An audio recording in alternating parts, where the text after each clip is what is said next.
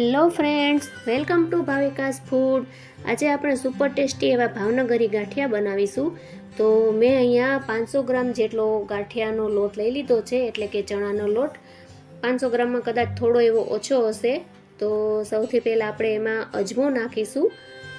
અજમો નાખીશું અને પછી એમાં નાખીશું આપણે કાળા મરીનો ભૂકો. આપણે એને અધકચરો ખાંડી લેવાનો છે, બહુ મોટા કટકા નહીં રાખવાના, નકર એ સંચામાં નીકળશે નહીં. આ બે વસ્તુ નાખીને આપણે એને સરસ રીતે મિક્સ કરી દેવાનું છે. મિક્સ કરીને પછી આપણે લોટને થોડી વાર સાઈડમાં રાખી દઈશું. પછી એક બાઉલ લેશું. બાઉલમાં આપણે અડધો કપ જેટલું પાણી લેવાનું છે. પાણી સેજ ઉફાળું ગરમ હોય તો સારું, ન હોય તો પણ ચાલે. શિયાળા જેવું હોય તો થોડું ઉફાળું ગરમ પાણી લેવાનું.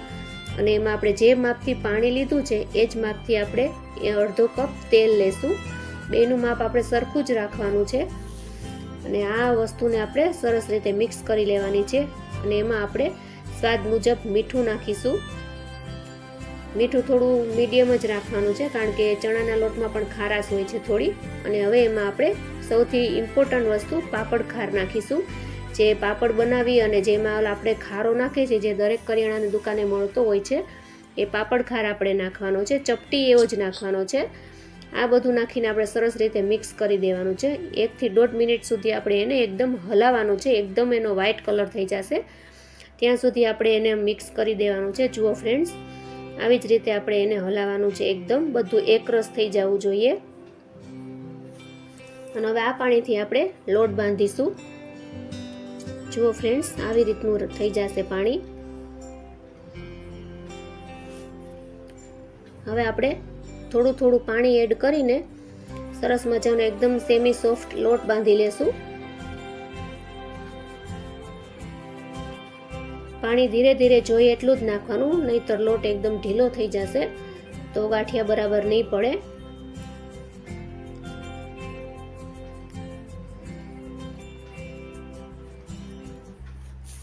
સરસ રીતે લોટને આપણે એકદમ કૂણીને મસળીને એકદમ સરસ મજાનો લોટ બાંધી લેવાનો છે.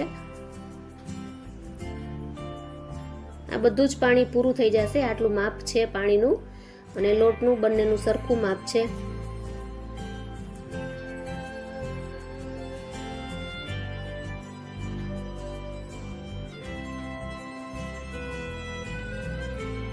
જુઓ ફ્રેન્ડ્સ, આપણો લોટ ધીરે ધીરે બંધાઈ રહ્યો છે. અને હવે સરસ મેં કમ્પ્લીટ લોટ બાંધી લીધો છે. લોટને એકદમ મિક્સ કરી અને આપણે એને ખૂબ જ મસળવાનો છે. થોડું એવું આપણે એમાં ફરીથી પાણી નાખી અને લોટને આપણે 1 મિનિટ સુધી ખૂબ જ મસળવાનો છે. એકદમ જેમ આપણે બાજરાના લોટને મસળતા હોઈએ છીએ એ રીતે લોટને મસળવાનો છે. આખો લોટનો કલર જ બદલાઈ જશે એટલો આપણે એને પાણી નાખીને ખૂબ મસળવાનો છે. એટલે ગાંઠિયા સરસ મજાના સોફ્ટ અને ફૂલેલા થશે. લોટ તૈયાર થઈ ગયો છે ફ્રેન્ડ્સ.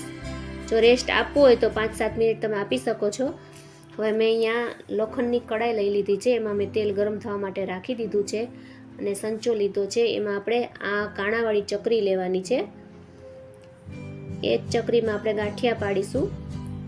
હવે મેં લોટને સંચામાં એડ કરી દીધો છે ફ્રેન્ડ્સ. એક સાઈડ મેં તેલ પણ થવા રાખી દીધું છે. લોટ એકદમ પરફેક્ટ બંધાણો છે. બહુ કઠણ પણ નથી અને બહુ ઢીલો પણ નથી.